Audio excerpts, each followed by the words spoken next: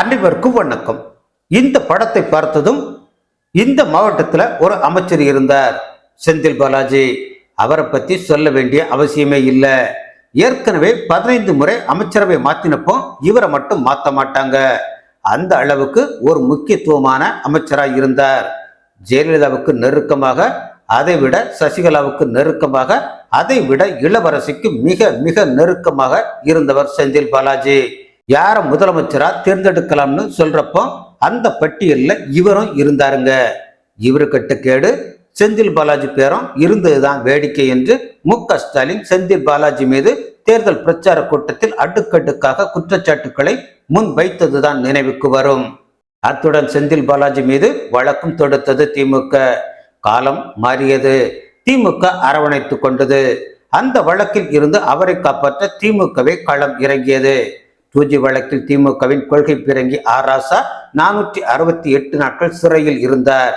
அதைவிட அதிகமாக 471 நாட்கள், அதாவது 3 நாட்கள் அதிகமாக சிறையில் இருந்து சரித்திர சாதனை படைத்து திமுகவின் வரலாற்றில் இடம் பிடித்து தியாக சுடராக வெளிவந்திருக்கிறார் செந்தில் பாலாஜி.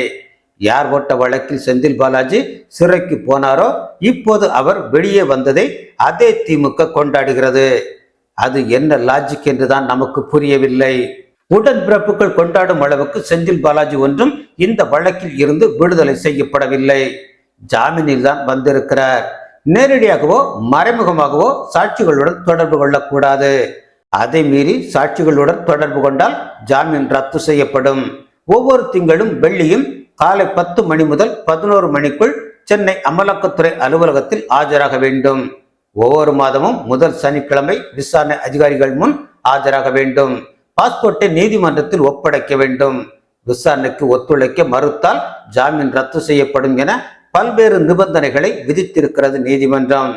எனவே கிட்டத்தட்ட வீட்டு சிறை போலத்தான் இருக்க போகிறது செந்தில் பாலாஜியின் வாழ்க்கை. சிறையில் இருந்து வெளியே வந்ததும் செய்தியாளர்களை சந்தித்த செந்தில் பாலாஜி, என் மீது அன்பு செலுத்தும் தமிழக முதல்வருக்கு என்னுடைய வாழ்நாள் முழுவதும் நன்றி செலுத்துவேன்.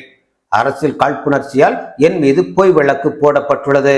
இதனை சட்ட ரீதியாக நீதிமன்றத்தில் எதிர்கொண்டு நான் நிரபராதி என்று நிரூபிப்பேன் என்று தெரிவித்திருக்கிறார்.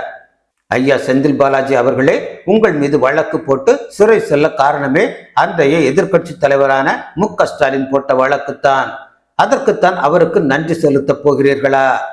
டிரைவர், கண்டக்டர் மற்றும் டிப்போவில் ஃபிட்டர் வேலைக்காக என் தம்பி மற்றும் என்னுடைய உதவியாளர்கள் ஒவ்வொருவரிடமும் தலா 3 லட்சம் முதல் 5 லட்சம் என்று சுமார் 640 பேரிடம் பணம் வாங்கியது உண்மைதான், ஒத்துக்கொள்கிறேன்.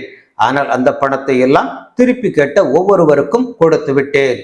அதனால் நான் குற்றவாளி அல்ல என்று நீதிமன்றத்திலேயே சொன்னது நீங்கள் தானே.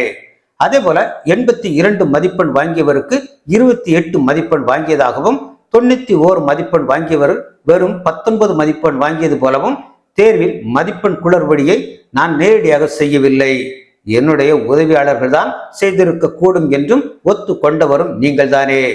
அப்படி இருக்க உங்களை நீங்களே நிரபராதி என்று சொல்லிக் கொள்வதில் என்ன நியாயம் இருக்கிறது? பேய்கள் அரசாண்டால் பிணம் தின்னும் சாத்திரங்கள். நன்றி.